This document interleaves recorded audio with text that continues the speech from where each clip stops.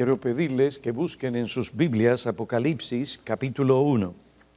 Apocalipsis 1, voy a leer los versículos 9 al 20. Declara la palabra del Señor.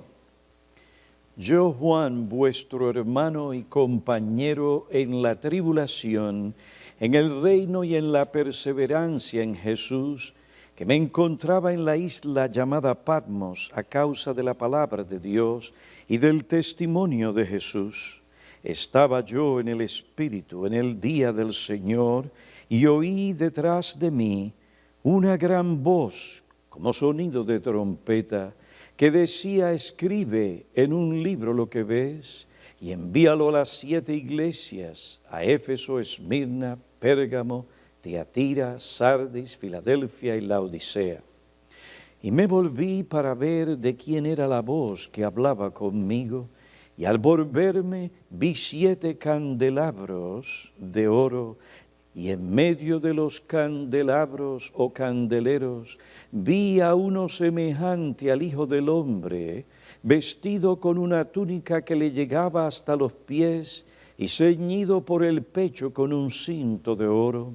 Su cabeza y sus cabellos eran blancos como la blanca lana, como la nieve. Sus ojos eran como llama de fuego, sus pies semejantes al bronce bruñido, cuando se le ha hecho refulgir en el horno.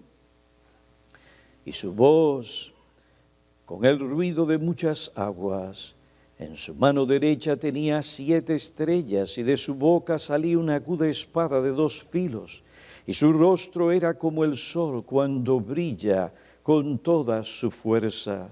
Cuando le vi, caí como muerto a sus pies, y puso su mano derecha sobre mí, diciendo: no temas, yo soy el primero y el último, el que vive y estuve muerto. Y he aquí estoy vivo por los siglos de los siglos, y tengo las llaves de la muerte y del Hades. Escribe pues las cosas que has visto, las que son y las que han de suceder después de estas.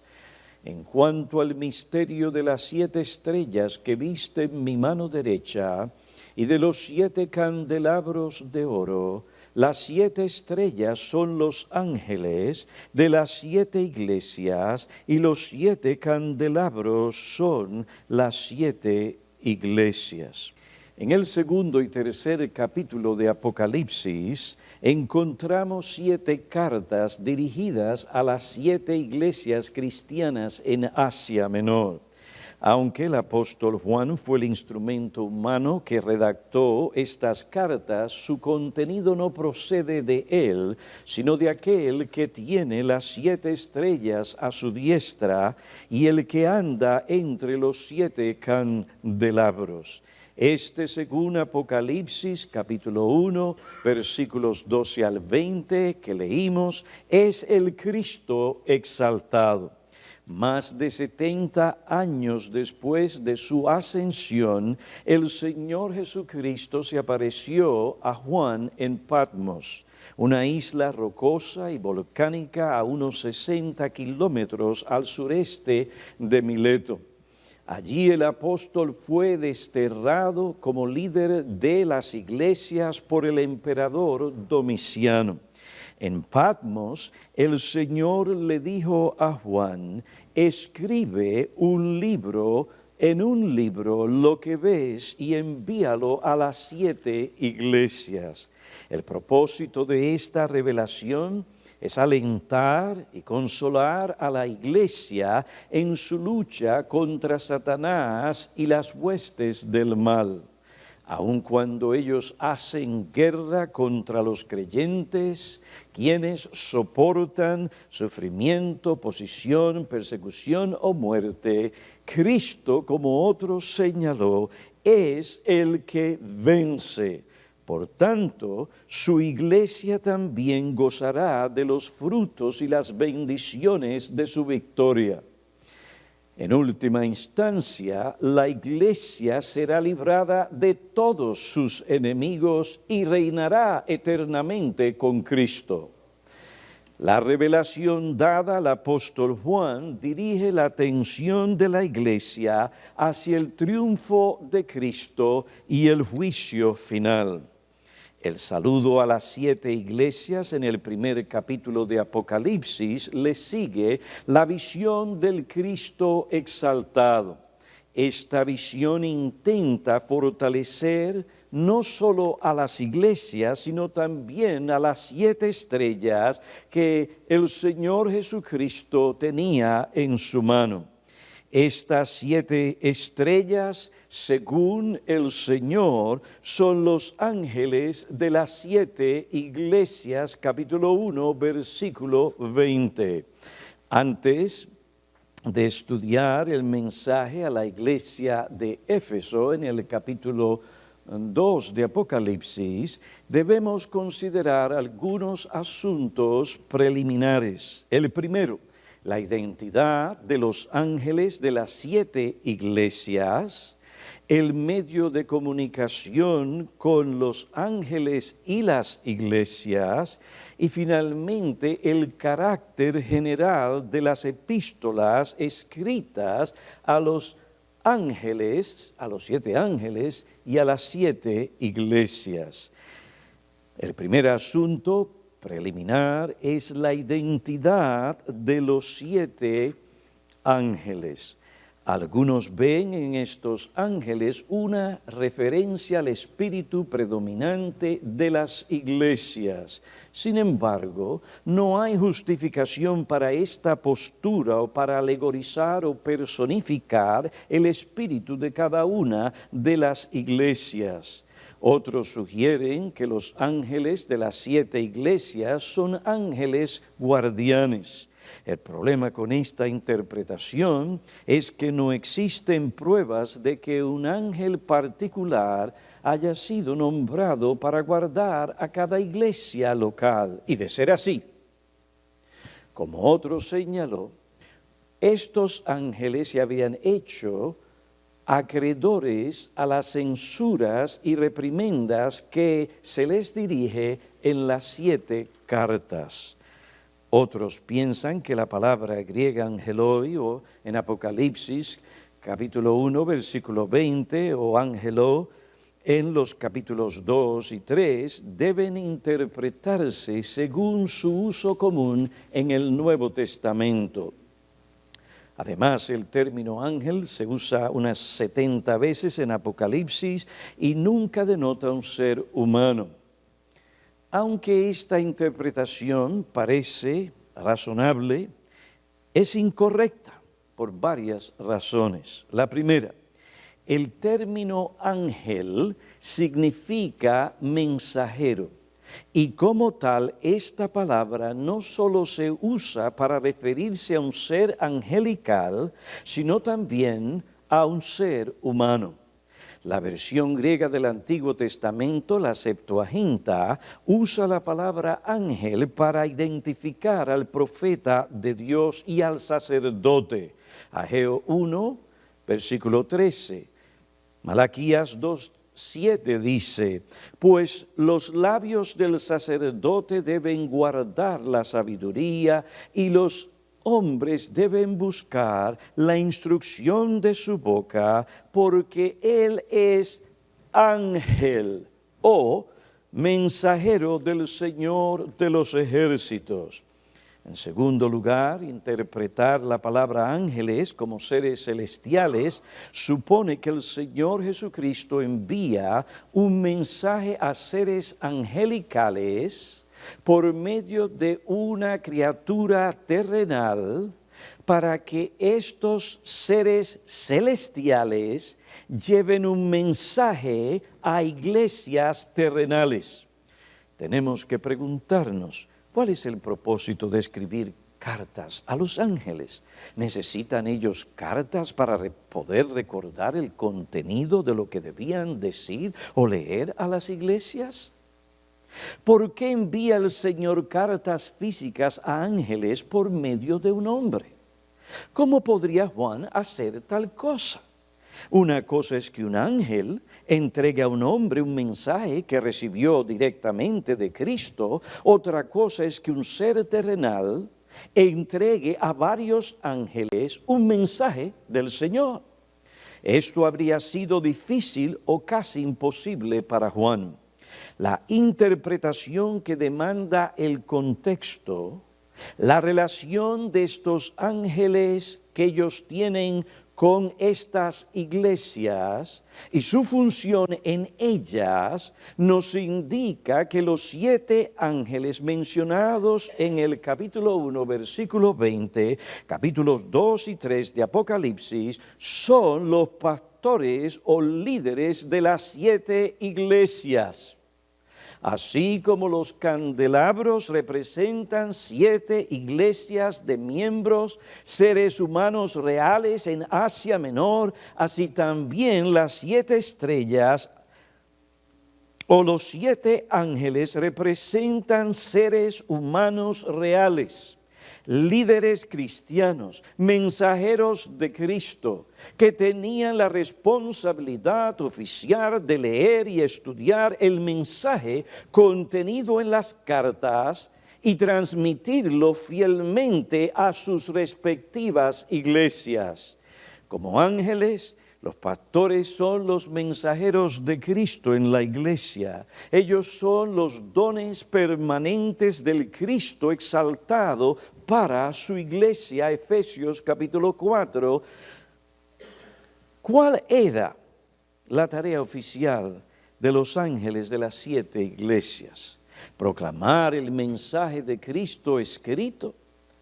Esta tarea, según el Nuevo Testamento, le corresponde oficialmente a los pastores. Primera a los Tesalonicenses, capítulo 5, versículos 12 y 13. Primera Timoteo 5, 17. Hebreos 13, 7. Hechos 20, 28. En este asunto, como otros, tenemos que interpretar los pasajes de las Escrituras que no son tan claros a la luz de aquellos que lo son. Juan escribe una epístola, aquel que tiene la responsabilidad oficial de comunicar mi palabra a la iglesia. Pero, Pastor Piñero, ¿significa esto que la iglesia debe ser pastoreada solo por un hombre? En ningún modo. La primera carta escrita a la iglesia de Éfeso en el capítulo 2 era una iglesia que tenía una pluralidad de ancianos o pastores. Esta iglesia no tenía un solo pastor, sino una pluralidad de ancianos. Hechos 20, 17 y versículo 28. La posición del ángel de la iglesia mencionado en Apocalipsis, mencionada en la Apocalipsis 2:1 y sucesivamente, es una posición representativa. El ángel de la iglesia es el representante del grupo de ancianos o pastores de la iglesia local. Cuando él predica, lo hace como representante del gobierno local constituido por una pluralidad de ancianos, pastores por medio de los que Cristo gobierna la iglesia local. Cuando uno de ellos predica la palabra, él representa a los demás. Que una persona hable como representante de un grupo no es algo nuevo. Era la práctica de los apóstoles, Hechos 2, 14, capítulo 3, versículo 12. Generalmente era Pedro el que hablaba como representante de los demás discípulos del Señor. No porque él era superior a los demás o poseía mayor autoridad, sino porque él era el portavoz del grupo de discípulos inmediatos del Señor. Esta función no fue impuesta sobre los discípulos, sino que fue reconocida y aceptada por ellos por la medida de don concedido a Pedro. Otra razón que muestra que los ángeles de Apocalipsis, capítulo 1, versículo 20, y el capítulo 2 y 3, son los pastores, es porque las cartas escritas no se dirigen solamente a las iglesias, sino también a los ángeles de las iglesias. Escribe al ángel de la iglesia. Él no solo es pastor de la iglesia, sino que también es miembro de la misma. Como tal, y aún más por ser pastor, tenía que leer, estudiar y aplicar el mensaje de esta carta a su propia persona. Y después debía proclamar tal mensaje a la iglesia que pastoreaba. Esto es lo que vemos en 2 Timoteo, capítulo 3. Pablo habla a Timoteo en el capítulo 3, versículo 14 al 17, y después vemos en el capítulo 4, versículo 2. En el capítulo 4, versículo 2, Pablo dice a Timoteo, predica la palabra. Pero antes de predicar la palabra, le había dicho, Timoteo, toda la escritura es inspirada por Dios y es útil para enseñar, redarguir, corregir e instruir al hombre de Dios, el ministro, el siervo de Dios. ¿Para qué? Para que éste alcance madurez espiritual en todo aspecto de su vida, de esta manera esté preparado para hacer toda buena obra. Es decir, este siervo de Dios tenía que aplicarse la palabra de Dios antes de predicar la palabra al pueblo de Dios. Escribe el ángel de la iglesia en Éfeso. Y lo que él tiene que decir, según dice la Escritura, el que tiene oídos para oír, oiga lo que el Espíritu dice a las iglesias, a los miembros de las iglesias, vía los pastores de la iglesia. Esta verdad llevó a otro a decir, los ángeles no pecan y por tanto no tienen que arrepentirse, como se les exhorta a los mensajeros y a las congregaciones que representaban Apocalipsis 3, versículo 1 al 3, 15, 17 y 19. Las 7 estrellas o ángeles son los pastores de las 7 iglesias. Ellos están en la mano del Cristo exaltado. La mano de Cristo simboliza poder, autoridad y protección. El Antiguo como el Nuevo Testamento hablan de estar sentado a la diestra de Dios como señal de poseer autoridad. Salmo 110, versículo 1, Hebreos 1, versículo 3. Implica gozar de la protección del Señor. Salmo 60, versículo 5.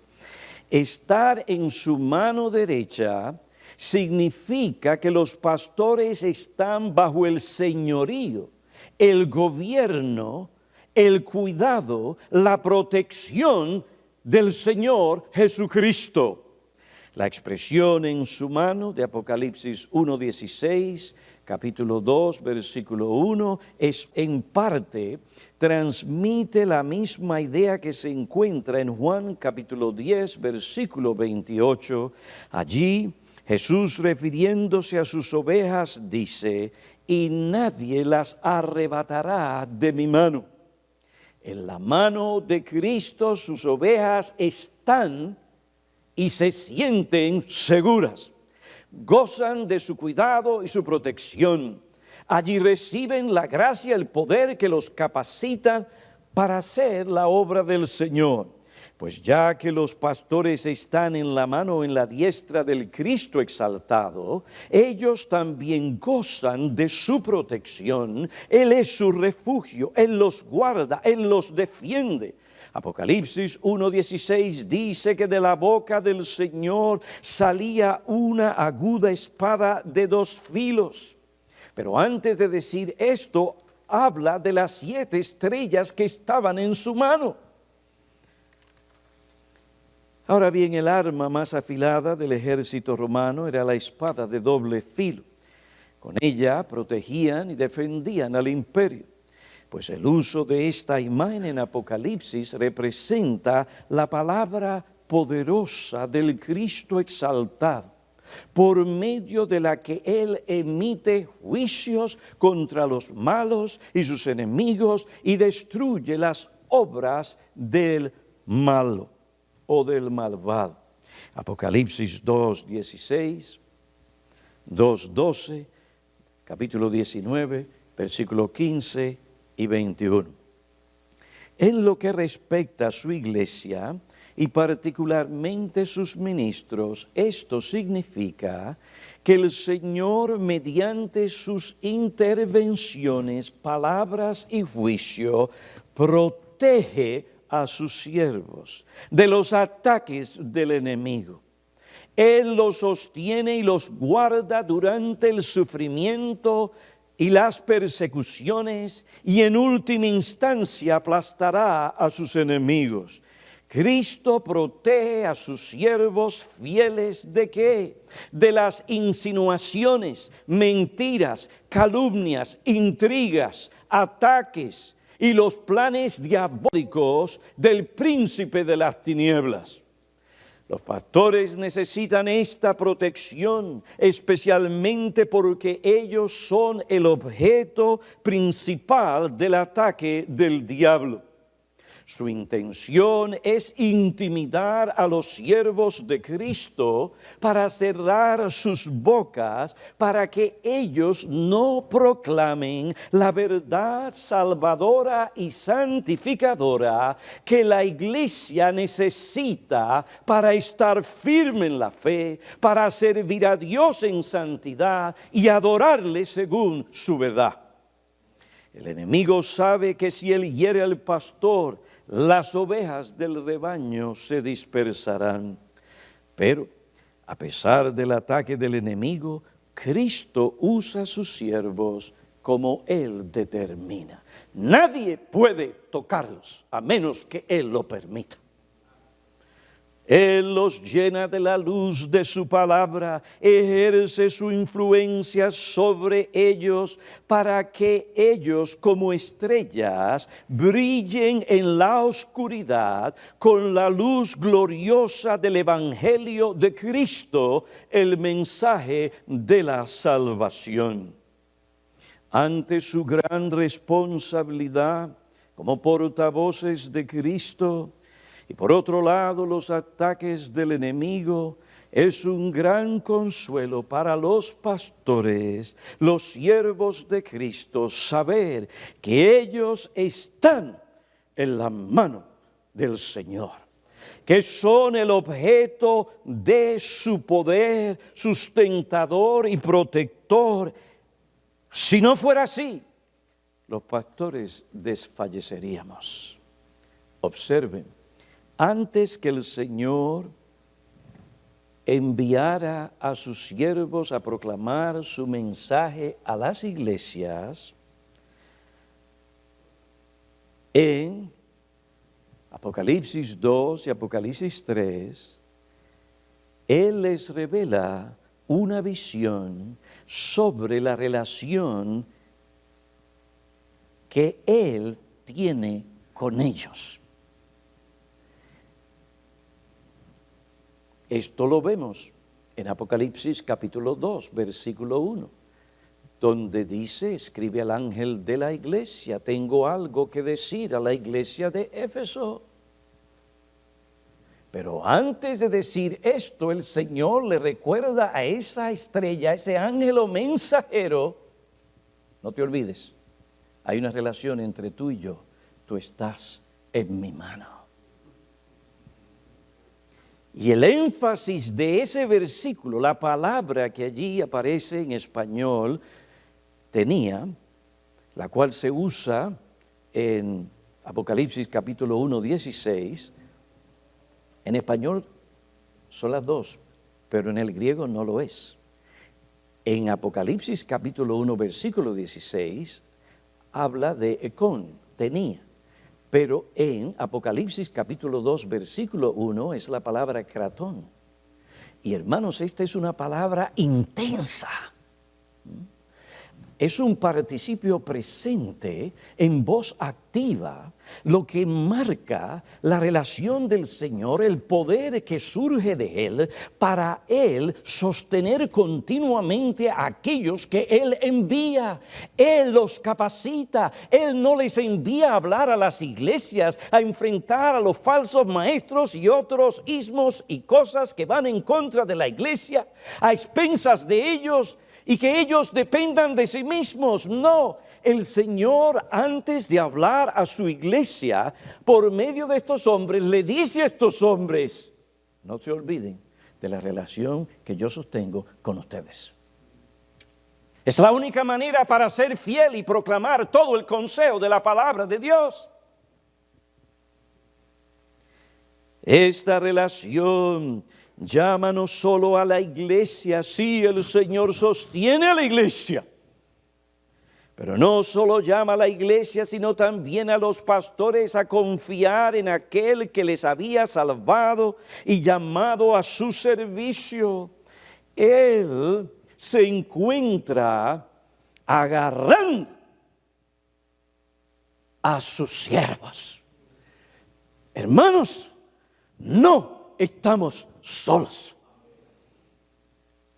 Él es el que provee el conocimiento, la sabiduría y la gracia que la iglesia necesita, especialmente los pastores, para que ellos puedan brillar en las tinieblas y ser portavoces fieles de la verdad.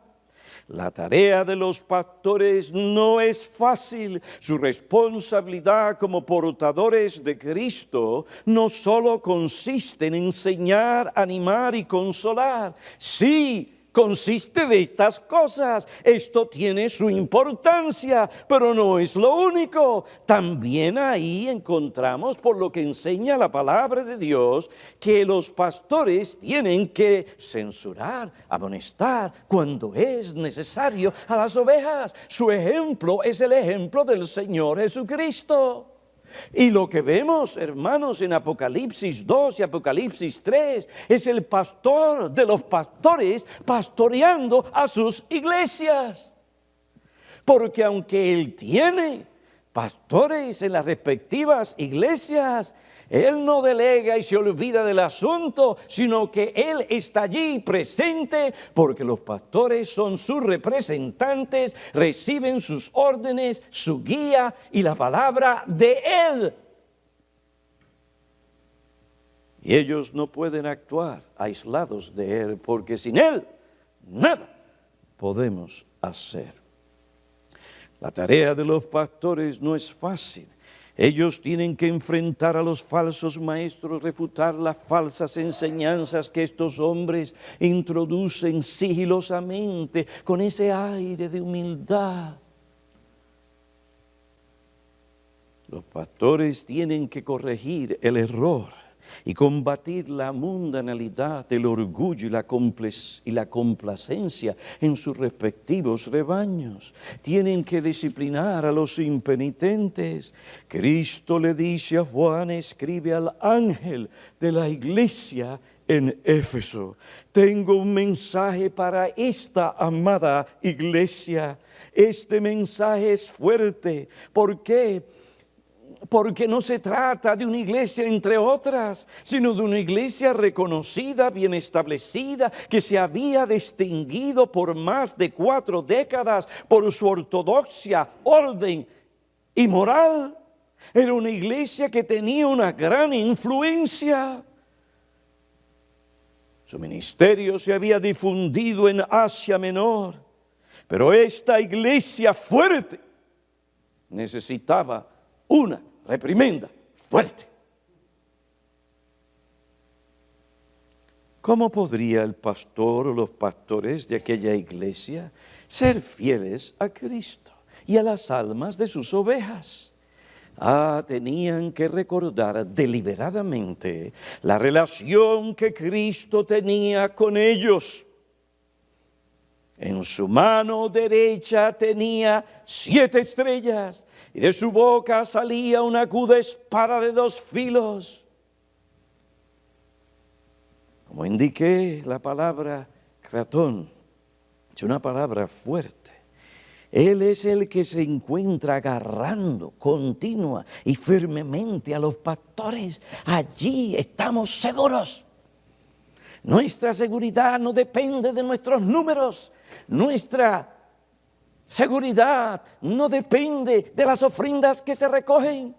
Nuestra seguridad no depende de que se esté hablando a diestra y a siniestra de nosotros bien y celebrando y llegando a ser una celebridad en el mundo evangélico. Nuestra seguridad está en la relación que el Señor, por gracia y misericordia, tiene en relación a nosotros.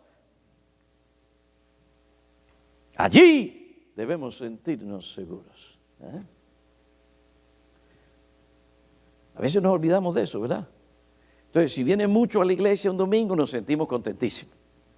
Pero si viene muy poco, ya estamos allá, abajo. Parece que somos como sube y baja la temperatura. Nos pasa todo, ¿verdad? Una vez, a unos más que otros.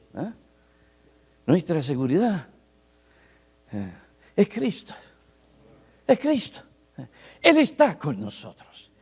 Tengamos o no tengamos muchos números, Él está con nosotros. Es a Él que tenemos que mirar, no la circunstancia, no que en aquel otro ministerio mira lo que está pasando, o mira lo que pasa en aquel lugar, mira esto, aquello y lo otro, y de momento el corazón como se hace agua. No. ¿Eres tú fiel a la palabra de Cristo? ¿Sigues creciendo en gracia, en el conocimiento del Señor Jesucristo? ¿Le amas cada día más? ¿Estás aprendiendo más de su palabra? ¿Estás examinando, evaluando tu vida? Entonces tú tienes a Cristo. Tienes a Cristo y con Él lo tienes todo. Con Él estás seguro. Esto me recuerda. Y lo mismo se puede decir también para las iglesias. En el capítulo 1 el Señor habla a las iglesias. Mi enfoque ahora son los pastores de la iglesia. Pero el Señor, antes de decirle la condición de las iglesias del Asia Menor y lo que vendría después y lo que la iglesia iba a pasar, Él primero se revela en su gloria como el Cristo exaltado. Y les dice que no importa lo que venga, Él será el vencedor. Amén.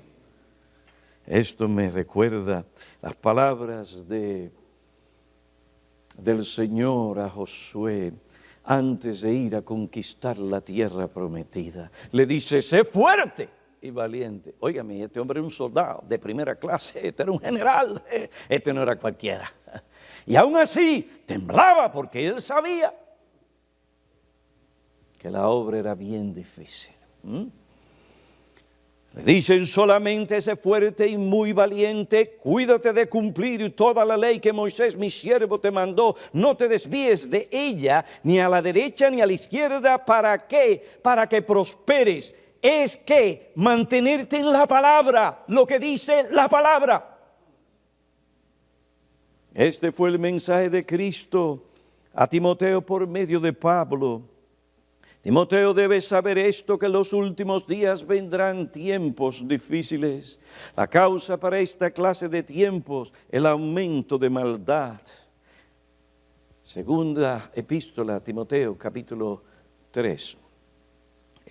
El aumento de maldad, la apariencia de piedad, la oposición a la verdad, el rechazo de la sana doctrina. No soportarán la sana doctrina. Porque vendrán tiempos cuando no soportarán la sana doctrina, acumularán para sí maestros conforme a ¿qué? A sus propios deseos. No, pero es que están declarando y proclamando la doctrina de la gracia.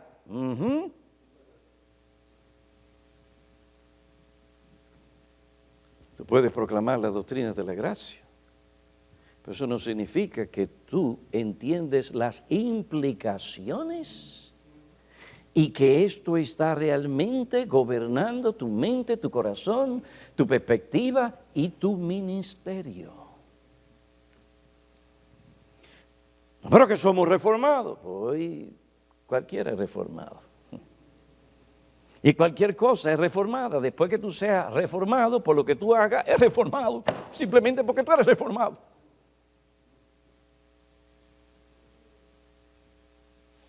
Timoteo, vendrán tiempos cuando los maestros que tendrán son aquellos que le permiten hacer lo que ellos desean. Apartarán sus oídos de la verdad, pero tú, Timoteo, persiste en las cosas que has aprendido y de las cuales te convenciste. Cuando uno escucha la verdad, profundice bien y asegúrese bien que usted conoce y entiende la verdad. Porque vendrán nuevas ondas, y vendrán nuevas cosas y tentaciones. Y las cosas parecerán que es así el camino que uno debe de seguir. Y todo parece tan hermoso y tan prometedor. Y óigame, es como un encanto que de momento uno se ve que es por ahí. Vámonos entonces por ahí. Ah, Timoteo, en los postreros días vendrán tiempos difíciles. Y Timoteo sabe una cosa. No, Timoteo no. ¿Saben ustedes una cosa? Este es uno de esos tiempos. Timoteo, en los últimos días vendrán tiempos peligrosos y difíciles. En esos días habrán épocas donde la maldad aumentará, donde la apariencia de religión también. ¿Y qué más? Tendremos entonces aquellos que no querrán la sana doctrina, porque la sana doctrina no es solamente conocer lo que Calvino enseñó y la teología y poder de hablar de la doctrina de la gracia y dar cátedra sobre el asunto y probar que eso es así. No, las doctrinas de la gracia y la enseñanza de la palabra de Dios es según la verdad que conduce no al mundo, la mundanalidad, sino a la piedad.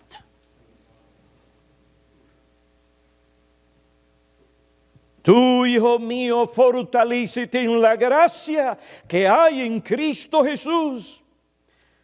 Timoteo, asegúrate que lo que tú crees, tú lo crees. Y más que eso, que está en la Biblia. Y si así, defiéndelo.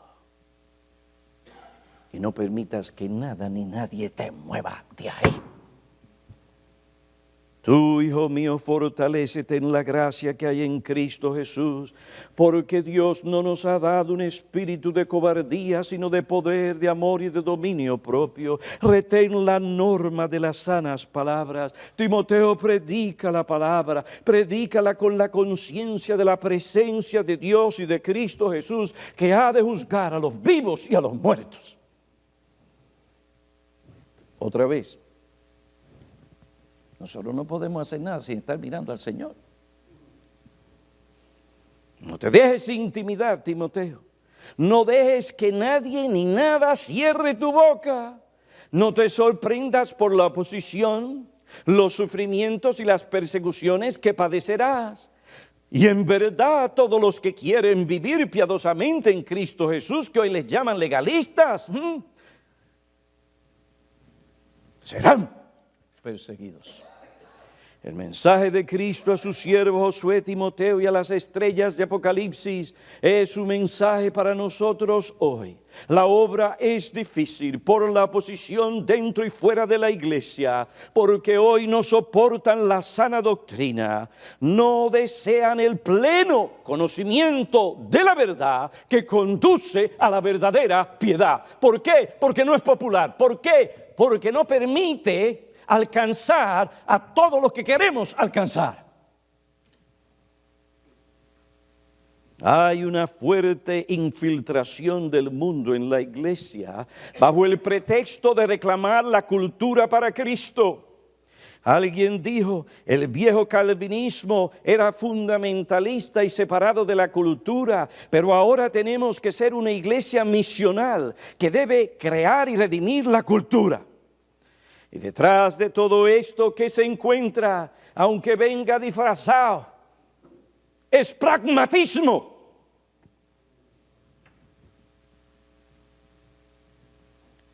Se muestra muy humilde. Parece estar motivado y en casos reales es motivado por buenas intenciones. Pero es pragmatismo. Lo que funciona, lo que nos permite ejercer una mayor influencia, es el principio que gobierna. Basados en estas ideas y filosofía, se introdujo en un púlpito un lenguaje soez o vulgar, un lenguaje sexual provocativo.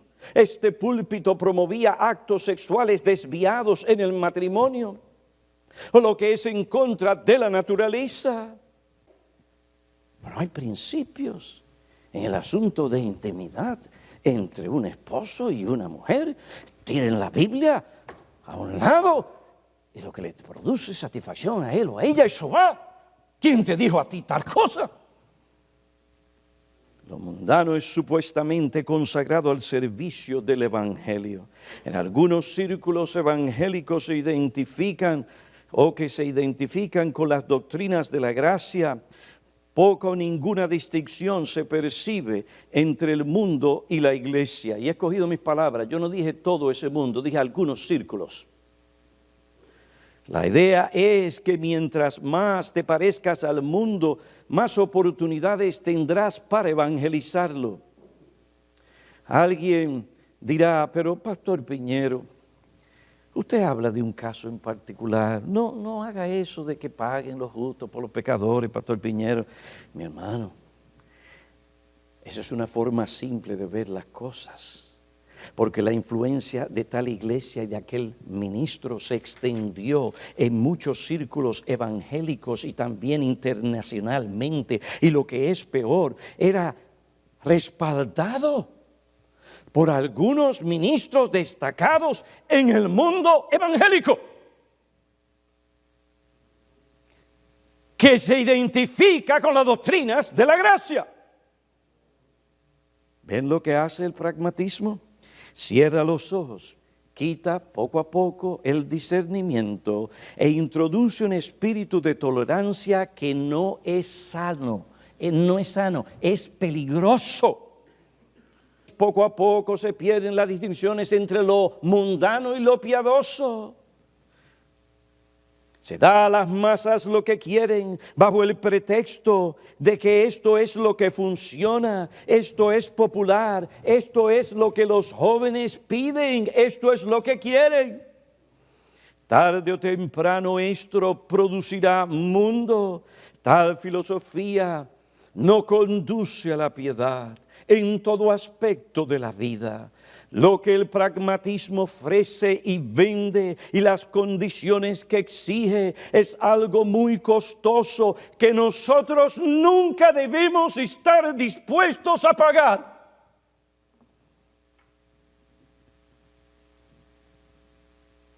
Sola Escritura. ¿Qué dice la Biblia? ¿Cuál es el principio?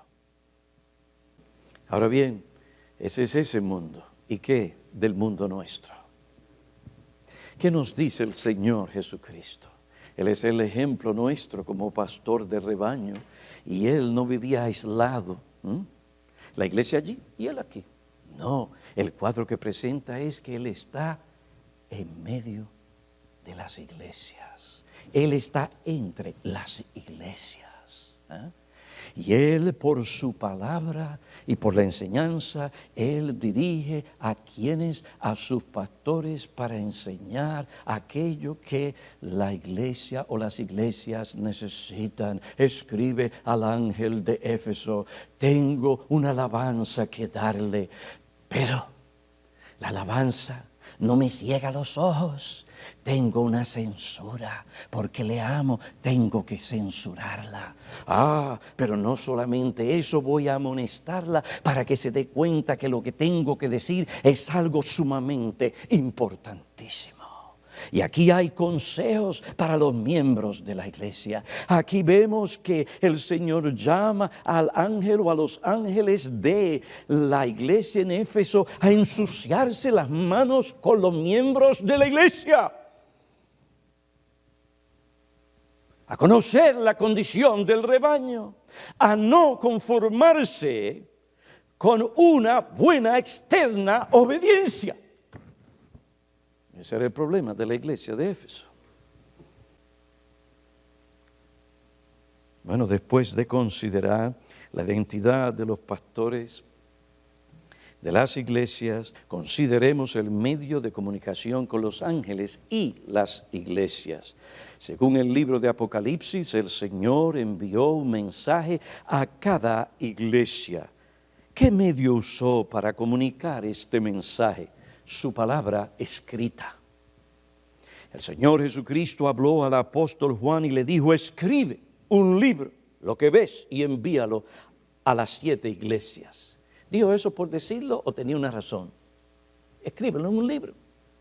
Apocalipsis 1:11, capítulo 2, versículo 1. Escribe al ángel de la iglesia. Así comienza cada una de las cartas enviadas por Juan a las 7 iglesias. Ahora, no debemos pasar por alto esta repetición, pues hace un fuerte énfasis en lo que respecta al medio de revelación que Cristo escogió para dar a conocer su voluntad a cada iglesia. Él habla hoy a su iglesia como a través de su palabra. La revelación de Cristo fue escrita para conservarla en toda su integridad. El medio que Dios usa para revelar su verdad salvadora y su voluntad para nuestras vidas no es el medio que provee el misticismo. El misticismo es la creencia que el hombre puede percibir la realidad espiritual y conocer los pensamientos de Dios sin el uso del intelecto y sin el estudio analítico y objetivo de las Santas Escrituras. El misticismo extrae la verdad de las experiencias personales, impulsos internos, intuición y otras sensaciones o sentimientos internos. Busca la verdad en criterios subjetivos. Deriva su autoridad de la luz que se obtiene por la meditación y contemplación de lo subjetivo. Cuando la persona se entrega a la meditación subjetiva y otros ejercicios religiosos, pueden, según ellos, entrar en el aposento privado de Dios y allí conocer sus pensamientos y voluntad. Este no es el medio que Dios usa para enseñarnos su verdad o revelar su voluntad. Hebreos 3:1. Segunda Timoteo capítulo 3, versículos 16 y 17. Un teólogo reconocido tenía razón cuando dijo: todos somos curiosos y queremos tener experiencias sobrenaturales, intuitivas y directas. Pero Dios ha determinado que obtendremos todo nuestro conocimiento de Él no por encuentros directos, sino a través de la palabra escrita. La Biblia escribe al ángel de la iglesia. Hoy, una vez más, el misticismo ha llevado incluso el mundo evangélico hacia su ámbito de influencia y control. El Señor me dijo, el Señor habló a mi corazón. No lo sé, solo siento que esto es lo que Él quiere que yo haga. Esas frases se presentan con demasiada frecuencia por las personas cuyo lema es sola escritura. Nuestra propia experiencia, dice este teólogo, ha reemplazado los datos históricos de Cristo, su muerte, sepultura y resurrección en nuestro testimonio evangelístico. Recordamos a Cristo por la diferencia que ha hecho en mi vida. aun cuando los que nos escuchan no tienen la más remota idea de la naturaleza objetiva de Cristo y su obra salvadora. Libros para guiar a los creyentes en sus devocionales y meditaciones salen de las prensas evangélicas con títulos como Más profundamente en Dios, como si Él fuera una piscina en vez de una persona. La expresión Jesús en mi corazón ha sustituido en gran medida la centralidad de la cruz. Ha sustituido a Cristo como una persona real que existe en el tiempo, en el espacio y aparte de mi propia experiencia personal. Hay muchos cristianos, otra vez, que suben la escalera del misticismo. Estas declaraciones que acabo de hacer fueron hechas en el 1992. Lamentablemente, después de 23 años, no hemos aprendido la lección. El misticismo ha vuelto a mostrar su rostro y a ejercer su influencia en algunos círculos evangélicos y reformados que se identifican con el nuevo calvinismo. Vuelvo a hacer el énfasis, dije algunos círculos, porque a veces la gente empieza a hablar y pareciera que todo el mundo es igual. Eso no es así. Por la afinidad de algunos de ellos, con el catolicismo y la aceptación de prácticas místicas católicas se ha introducido lo que se llama el camino del monje. Un método de orar, adorar, leer la Biblia, meditar, basado en un misticismo católico, ha hecho su debut entre personas que profesan ser evangélicas y, lo que es peor, reformadas. Un artículo por Tim Challies nos pone al día sobre este peligro. Él dice, y cito extensivamente, en los últimos años una antigua forma de lectura de la Biblia e interpretación ha resurgido. Se le conoce como lectio divina. Challies, perdóneme si estoy pronunciando mal su nombre, Challies cita la crítica de este método por David Helms. Helms dice, en esencia, lectio divina a menudo nos llama lejos del significado correcto y la aplicación correcta de un texto en lugar de llevarnos a esto. Los predicadores son cada vez más atraídos a su lectura subjetiva del texto inspirado. Cada vez más los maestros de la Biblia se les está diciendo que todo lo que mueve su espíritu con lecturas privadas de la Biblia debe ser lo que el Espíritu de Dios quiere que se predique en público. Un ejemplo de este tipo de estrategia de lectura, decía Helms en su artículo, tiene una larga historia, se conoce como lectio divina. Esta práctica tradicional benedicta de interpretación de las Escrituras estaba destinada a promover la comunión con Dios y en menor medida la familiaridad con la Biblia. Favorece una opinión de los textos bíblicos como la palabra viva. Esta cosa a veces se presenta muy espiritual, la palabra viva. Más que como las palabras escritas para ser estudiadas. Las formas tradicionales de esta práctica incluyen 4 pasos para la lectura privada: lectura, meditación, oración y contemplación. Se empieza a aquietar su corazón con una simple lectura del texto.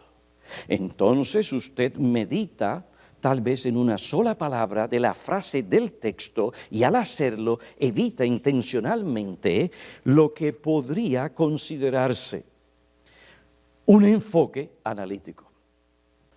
En esencia, el objetivo aquí es esperar a la iluminación del Espíritu a fin de que usted llegue al significado. Espera que Jesús venga a llamar. Muy espiritual, ¿eh? Una vez que se da la palabra, usted continúa orando. Después de esto, la oración es un diálogo con Dios. Dios habla a través de su palabra y la persona habla a través de la oración. Con el tiempo, esta oración se convierte en oración contemplativa y nos da la capacidad de comprender las verdades más profundas. Suena maravillosamente piadoso, parece tener apoyo bíblico. Sin embargo, sustituye la intuición por la investigación. Prefiere el humor y la emoción a la investigación metódica y razonada. Equipara su espíritu al Espíritu Santo. Pero las conclusiones basadas en la contemplación interna no pueden ser confiables en la misma forma que las conclusiones basadas en una lectura cercana y estudiosa del texto. ¿Cuál es la raíz del problema aquí? Es que el método conduce a conclusiones subjetivas en lugar de objetivas. Cuando dejamos el trabajo duro de comprender las palabras que el Espíritu nos ha dado y trabajar exclusivamente en la mente del Espíritu, llegamos a ser la autoridad final sobre el significado. Comenzamos a establecer verdades y consejos que son bíblicamente insostenibles o infundados. Comenzamos a operar fuera de la doctrina ortodoxa. Confundimos así dice el Señor por así he dicho yo. Pedimos a nuestras congregaciones que confíen en nosotros en vez de confiar en la palabra. Si seguimos la lectio divina de la devoción personal, no predicamos el texto, sino que predicamos nuestra interpretación y apreciación del texto. Predicamos el texto como nos impactó, no el texto tal como está. Y Dios nos ha llamado a predicar el texto como está. Este pues es el peligro de la lección divina. Nos enseña el texto subjetivamente y no objetivamente. De esta manera conduce a la inestabilidad y conclusiones insostenibles. Rechazar esta práctica mística no significa que rechazamos el rol del Espíritu Santo en el estudio personal de la Biblia, la preparación del sermón y aún la entrega del mismo. Lo que la palabra escrita expresa es lo que el Espíritu Santo dice a las iglesias, de manera que si no acudimos a Él ni dependemos de la obra iluminadora del Espíritu para entender lo que Él nos dice, no podemos entender la palabra escrita, no podremos predicarla fiel y eficazmente. El que tiene oídos para oír, oiga lo que el Espíritu dice a las iglesias. ¿Y qué es lo que Él dice? No lo puede separar de lo que el Señor le dijo a Juan. Escribe al ángel de la iglesia. Lo que está escrito es lo mismo que dice el Espíritu. Lo que dice el Espíritu tú lo vas a encontrar en la Biblia. Y si no lo encuentras en la Biblia, no lo dijo el Espíritu. Entonces, hermanos, a raíz de cómo Cristo comunica su voluntad a la iglesia hoy, ¿qué nos dice eso a nosotros? Pues lo mismo que Pablo le dijo a Timoteo: procura con diligencia presentarte a Dios aprobado, como obrero que no tiene de qué avergonzarse, que maneja con precisión la verdad, la palabra de verdad.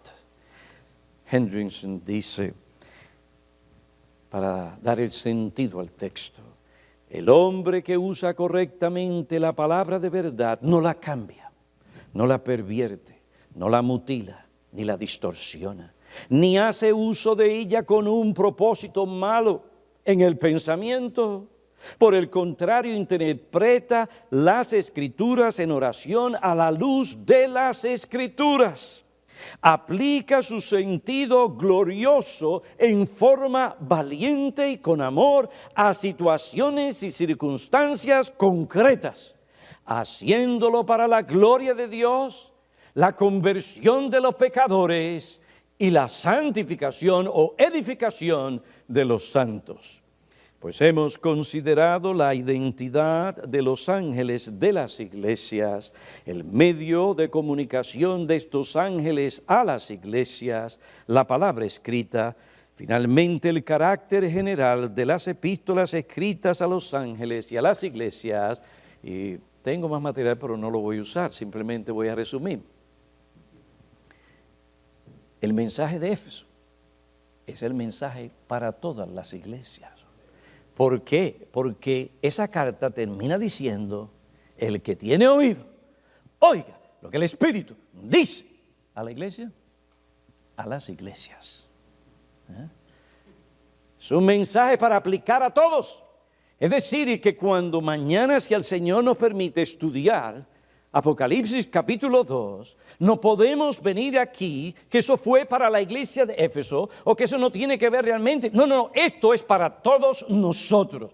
Nosotros especialmente a quienes el Señor nos ha dado algo de cierta luz en ciertas cosas muy importantes para la iglesia de hoy. Nosotros podemos vernos defendiendo la verdad, hablando de la verdad, predicando la verdad y aún así estar muy lejos del poder eficaz y transformador y santificador de la verdad. Escribe al ángel de la iglesia. Aquí hay palabras para ti, pastor. Examina tu alma. Y mientras el doctor Robert Martin predicaba y enseñaba, gracias a Cristo por enseñarnos su palabra, que esta viene no solamente a enseñarnos, sino también a redarguirnos. Óigame, y qué bueno es nuestro Señor que nos ama tanto y nos dice, Pastor Piñero, presta atención, esto es para ti. Qué bueno es que así como el Señor nos muestra nuestro pecado, también nos enseña a Cristo.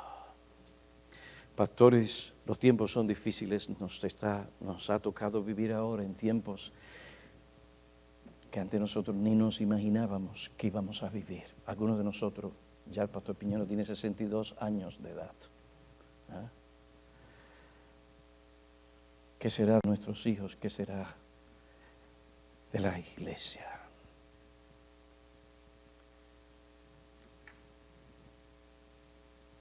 Debemos dejar que esto nos intimide, sentirnos o dejar que el temor nos controle. No. Él nos tiene bien agarrados en sus manos. Pablo le dice a Timoteo por lo menos 2 veces, tú te acuerdas de lo que yo sufrí, ¿verdad? El Señor me libró. Y después, en el capítulo final, capítulo 4, le dice a Timoteo, el Señor me librará de toda obra mala. Y al final, el Señor me llevará, sí, para citar correctamente este versículo, dice, el Señor me librará de toda obra mala y me traerá salvo a su reino celestial.